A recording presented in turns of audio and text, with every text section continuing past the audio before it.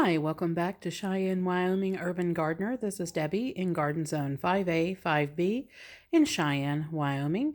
And I wanted to show everyone a little bit of a tip or trick today in regards to marigolds, because a lot of people like to plant marigolds at the end of corn rows or just any vegetable rows, or even as a strip along the front part of their gardens or down the sides, or even just out in a garden bed that you may have or flower bed that you may have.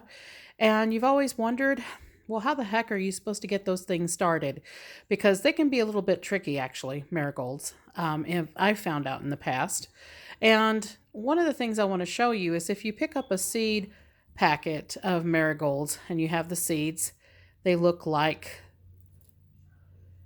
these little guys, kind of long, narrow, and got a white tip on the end, and then the seed is black. Well, one of the things that you can do, and this will ensure a much better germination rate, which I'll show you in just a moment, the germination rate that I have on marigold seeds that I collected and saved from last season from a Cracker Jack mixed colors blend of marigolds. These are the Eskimo marigolds, so they're actually white marigolds.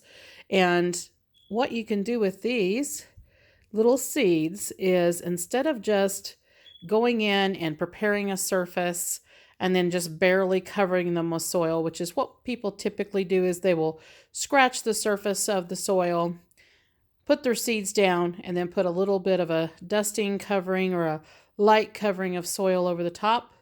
And yes, that does get germination a lot of times, but sometimes it just doesn't. Sometimes you get it in there and it just isn't enough soil, or the soil blows off or something like that. Now, I actually like to start mine in seed trays.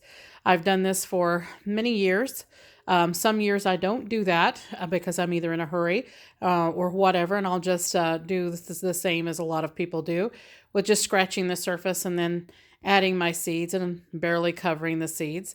But what I do like to do that works a little bit better is, if you notice down in these little holes, you can see some seeds down in here. And these are the 72 cell trays of the hex trays that you can just pick up at Walmart. And I fit about 4 seeds in these. I could even fit 5 if I put one in the center. But what I do is I have an ice pick. And you can pick up an ice pick just about anywhere. This one happens to be a vintage one that my partner's grandfather made him. And you can see it's just a long needle-looking ice pick. And then what I do is I go in and make my holes, 4 little holes with the ice pick, about a 1/2 inch down. And the germination quality is so much better because if you look at these seeds, you can see the seed here. Let me lay it on this surface right here so you can see it a little bit better. You can see that there is one part of the seed that has more white on it than the other. The other only has a little bitty tip that has some white on it. And sometimes they will be completely black with only one white tip. So what you want to do is, if it does have 2 white tips on it, you want to take the larger part and hold that and leave the shorter white tip, the little tiny white tip. That is the tip going down into the soil. So like here, I don't have a seed in the soil, and this is hard for me to do because I'm actually looking at my hand. So what you will do is you will just put this down into the soil like so. And you'll see that the white tip is sticking up. That's the larger white tip. And just push it on down into that hole. Of course, this one's going to be a little bit more difficult, and sometimes they do bend a little bit, but you'll just put it on down in that hole just like that. And you can see that I already have some of those done. If I can zoom in here quite a bit, so you can see those little white sections sticking up.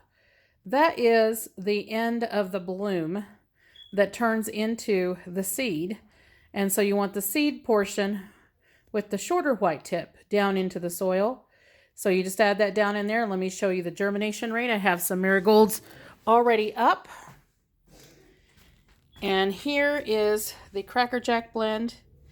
And if you will notice, I have 100% germination rate. Even better in some cases, because I just had so many seeds. I just stuck some down in the soil anyway, but in this one, you can see 100% germination. And there you can see the leftover seed at the tip. And all of those seeds came up. So that's a little tip on getting your marigolds to germinate a lot better. If you take the time and you actually just put 4 little holes in one of these bigger tray modules, then you will get almost 100% germination rate out of your mature seeds. So there you have it. Like, subscribe, hit the notification bell for notices on new videos as they come out, and we shall see you in the next one.